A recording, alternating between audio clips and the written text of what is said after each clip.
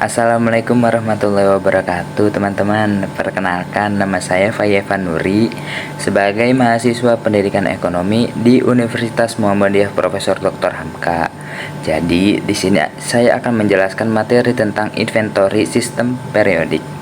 Nah, dari teman-teman ada nggak nih yang udah tahu apa sih tentang inventory sistem periodik ini? Ayo tebak.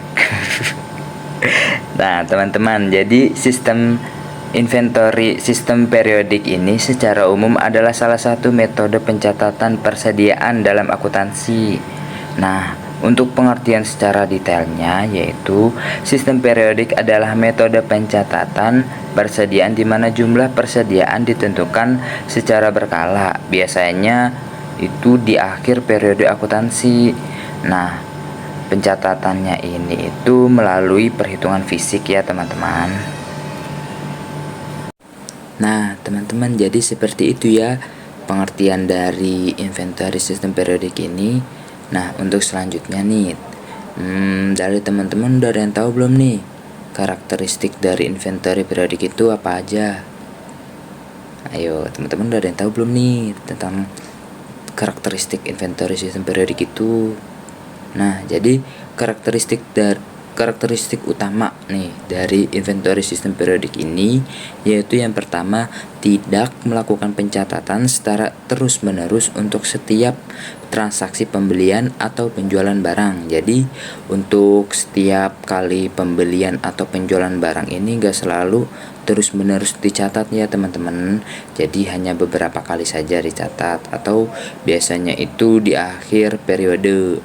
Nah, untuk yang kedua yaitu menghitung persediaan secara fisik pada akhir periode untuk menentukan nilai persediaan akhir. Nah, jadi karakteristik yang kedua ini untuk menghitung persediaan akhirnya itu biasanya secara fisik ya teman-teman. Jadi biar bener nih nilai persediaan akhirnya tuh nggak ngambang gitu biasanya.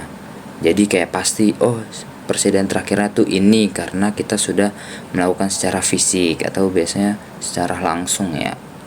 Nah, yang ketiga itu yang terakhir menggunakan akun pembelian untuk mencatat pembelian barang dagang. Nah, jadi karakteristik khusus dari inventory sistem periodik ini biasanya mempunyai akun pembelian. Nah, fungsinya itu untuk mencatat pembelian barang dagang. Nah, teman-teman, jadi seperti itu ya karakteristik dari inventory sistem periodik. Nah, selanjutnya teman-teman ada yang tahu nih apa saja sih yang teman-teman ketahui apa saja sih pencatatan yang dilakukan dari sistem inventory periodik ini? Ayo, apa aja yang biasanya dicatat oleh inventory sistem periodik ini? Nah, jadi untuk teman-teman ketahui, inventory sistem periodik itu mencatat yang pertama, pembelian dagang dicatat di akun pembelian, bukan di akun persediaan ya teman-teman.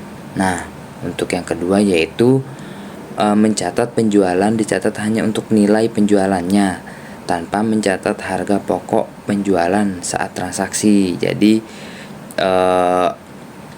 mencatat penjualan dicatat hanya untuk nilai penjualan. Jadi hanya untuk nilai jual tanpa mencatat harga pokok penjualan pada saat transaksi penjualannya nanti.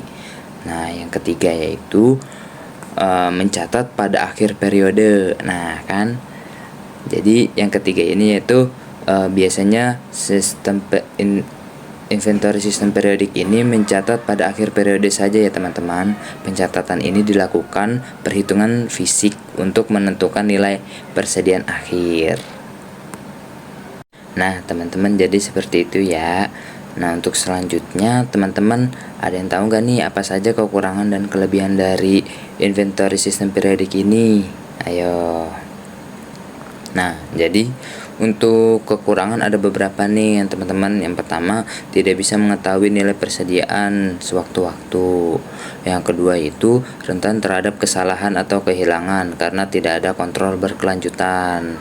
Yang ketiga itu sulit mendeteksi pencurian atau kerusakan barang. Jadi kekurangannya itu rentan terhadap kesalahan atau kehilangan barang ya teman-teman. Nah, untuk kelebihannya itu yang pertama ada lebih sederhana dan lebih mudah untuk diterapkan. Nah, yang kedua itu untuk kelebihannya cocok untuk usaha kecil dengan jenis barang yang sedikit. Nah, yang ketiga yaitu tidak memerlukan pencatatan rinci di setiap transaksi. Nah, teman-teman, supaya teman-teman lebih mudah dalam memahami cara perhitungan dari sistem periodik, kita langsung ke contoh soal saja ya teman-teman.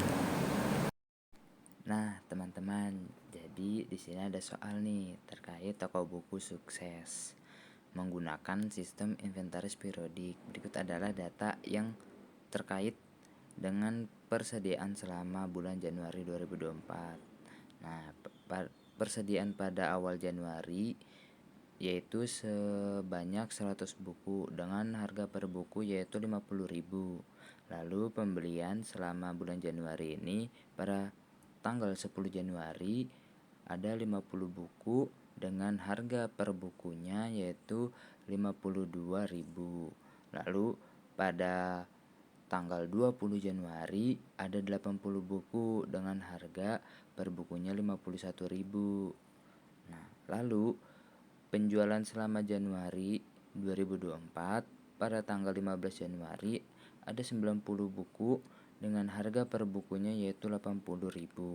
Lalu pada tanggal 25 Januari ada 100 buku dengan harga per bukunya yaitu 85.000. Nah, pada akhir Januari dilakukan perhitungan fisik dan ditemukan bahwa persediaan akhir ada 40 buku. Nah, di sini ada 3 pertanyaan nih teman-teman. Yang pertama yaitu hitung total pembelian selama bulan Januari 2024.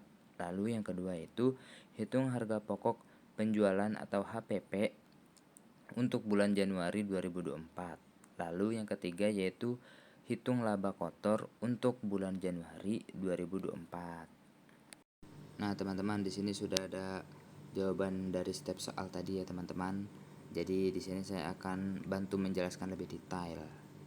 Yang pertama tuh soal pertama tadi kan soal total pembelian selama bulan Januari. Nah, jadi itu kita masukkan saja nih pada pembelian pada bulan Januari. Pada soal tadi itu ada pada tanggal 10 Januari ada 50 buku dengan harga per bukunya itu 52.000. Nah, kita masukkan ya teman-teman.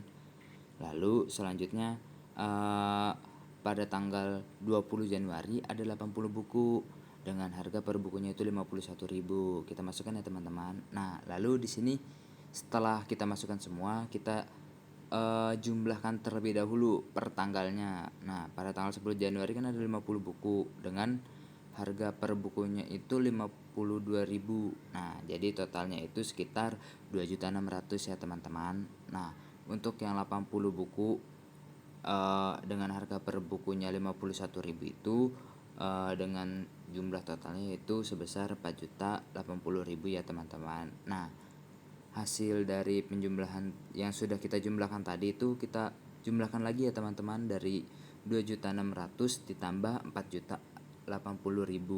Nah, hasilnya yaitu 6.680.000. Jadi untuk pembelian selama bulan Januari itu sebesar 6.680.000 ya teman-teman. Nah, teman-teman, selanjutnya nih ada nomor 2 nih. Kita disuruh mencari HPP-nya ya teman-teman. Nah, rumus untuk mencari HPP itu persediaan awal ditambah pembelian dikurang persediaan akhir nih teman-teman. Nah, jadi di soal tadi sudah ada ya teman-teman, persediaan awalnya itu pada 1 Januari 2024 itu sebanyak 100 buku dengan harga per bukunya 50.000. Kita masukkan ya teman-teman. Lalu ditambah dengan pembelian. Tadi di nomor 1 kita sudah menemukan ya teman-teman hasil dari pembeliannya dari bulan Januari itu berapa, yaitu sebesar 6.680.000. Lalu pada persediaan akhirnya itu sebanyak 40 buku dengan harga per bukunya itu 51.000. Nah, kita jumlahkan dulu nih ya teman-teman, persediaan awal dan ditambah pembelian. Jadi 100 buku dikali harga per bukunya berapa, yaitu 50.000. Jadi 100 buku dikali 50.000, lalu kita tambah 6.680. Nah, jadi totalnya itu harga tadi 100 buku dikali 50.000 itu sebesar 5 juta, ditambah 6.680.000, lalu dikurang dari hasil 40 buku dikali 51.000, yaitu sebesar 2.040.000. Lalu kita jumlah ya teman-teman, 5 juta ditambah 6.680 dikurang 2.040.000. Jadi hasilnya yaitu 9.640.000 ya teman-teman. Jadi untuk HPP-nya di bulan Januari itu sebesar 9.640.000 ya teman-teman. Nah teman-teman, untuk selanjutnya yaitu nomor 3, yaitu kita disuruh mencari laba kotor ya teman-teman. Laba kotor untuk bulan Januari 2024. Jadi ada rumusnya ya teman-teman, yaitu penjualan dikurang HPP. Nah tadi kan HPP kita sudah ketemu ya teman-teman, jadi kita langsung masukkan saja. Jadi penjualannya itu ada 90 buku nih pada tanggal 15 Januari. Nah dengan harga per bukunya itu 80.000. Nah kita masukkan ya teman-teman. Nah lalu kita kalikan 90 buku dikalikan 80.000, yaitu mendapatkan hasil sebanyak 7.200.000. Nah untuk HPP-nya yaitu tadi 100 buku dikalikan 85.000. Pada tanggal 25 Januari ya teman-teman, ada 100 buku dengan harga per bukunya itu ada 85.000. Nah hasil dari perkalian ini 100 buku dikalikan 85.000 yaitu sebesar 8.500.000. Nah hasil dari penjumlahan ini 7.200.000 ditambah 8.500.000 yaitu sebesar 15.700.000 ya teman-teman. Nah untuk laba kotornya yaitu laba kotor hasil penjualan tadi yaitu sebesar 15.700.000. Kita kurangkan ya teman-teman dari jumlah HPP yang di soal nomor 2 ini ya, 9.640. Nah kita kurangkan. Nah jadi untuk hasil laba kotornya yaitu sebesar 6.060.000 ya teman-teman.